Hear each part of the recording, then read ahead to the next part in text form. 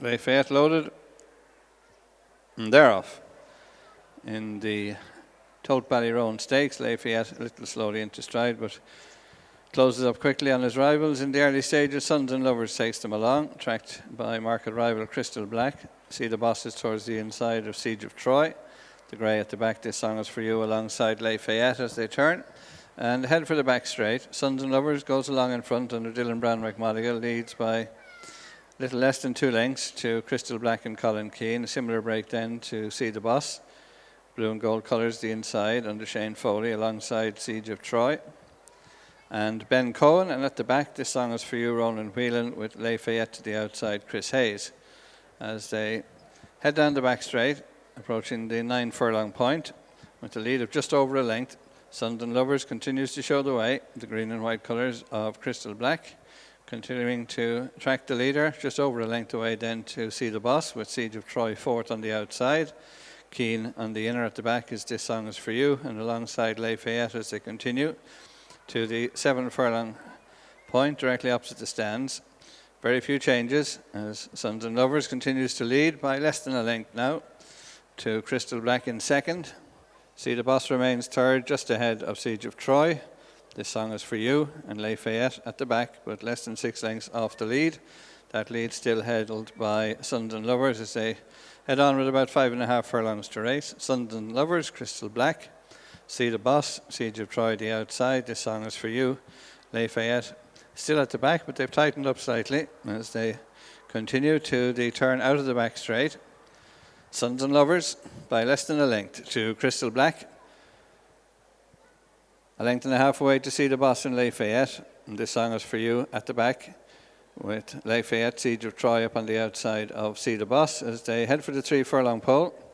Sons and Lovers on the inside, in the white and pink, the green and white on the outer, Crystal Black. And they're tracked by Siege of Troy trying to close on the outside. On the inside is See the Boss. Behind them, Lafayette has relegated This Song Is For You to be the back marker as they head on. Passing the 2. Sons and Lovers tackled by Crystal Black. Down the outside, Siege of Troy trying to challenge. Behind them, See the Boss, and then This Song Is For You and Lafayette as they head to the furlong pole.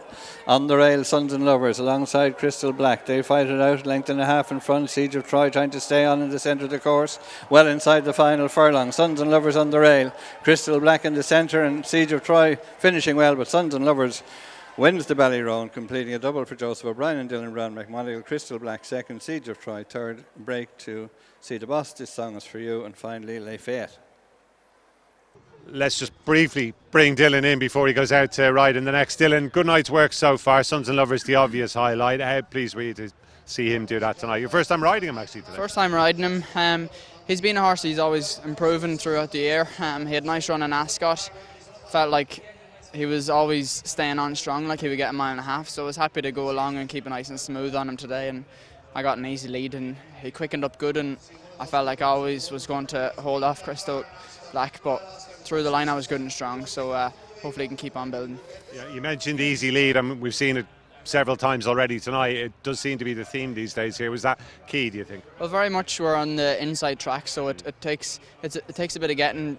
When you straighten up and commit, you only really have a furlong and a half to run, so it's very hard to pick up from behind off a slow pace when they're quickening up in front of you. So I was happy to go forward. I didn't really see much speed in paper, so he deserved that, and hopefully he can keep on building. Yeah, he showed a good attitude too, I thought. Has he opened a few potentially new doors for himself there? Yeah, well, he feels like he'd have no problem stepping up and trip as well.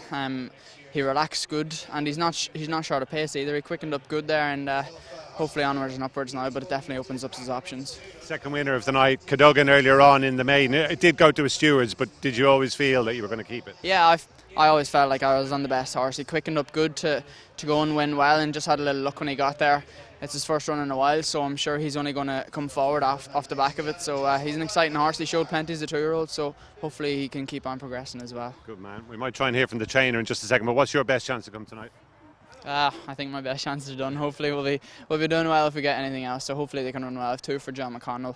They've been solid in handicap, so they need to build to win, but you never know what can happen. Dylan, thanks a lot. Thank you. Welcome back in for another chat. Joseph, congratulations. We're just saying to Dylan there, has this fella opened up potentially some new doors for himself there? Yeah, no, he has, Gary. He's a nice horse, and he's had a couple of very good runs this year. He ran very well in Ascot. The race didn't set up perfectly for him, and I think as he goes up in distance, we'll see some more progression, hopefully. The owners obviously have a bit of history with the Melbourne Cup. Could that be a possibility for this Yeah, horse? yeah, absolutely could be. He meets the qualifications now, being a group winner, and he had to get placed today to do that.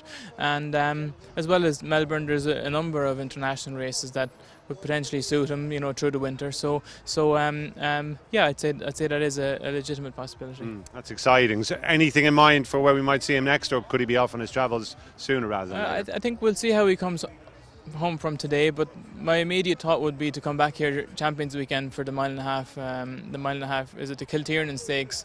That would be a logical stepping stone from here, and then we could look at travelling after that. Exciting times. It's been a good night's work. Joseph, thanks for your time. Appreciate Thanks, Gary. Cheers. Watch live racing now on racingtv.com.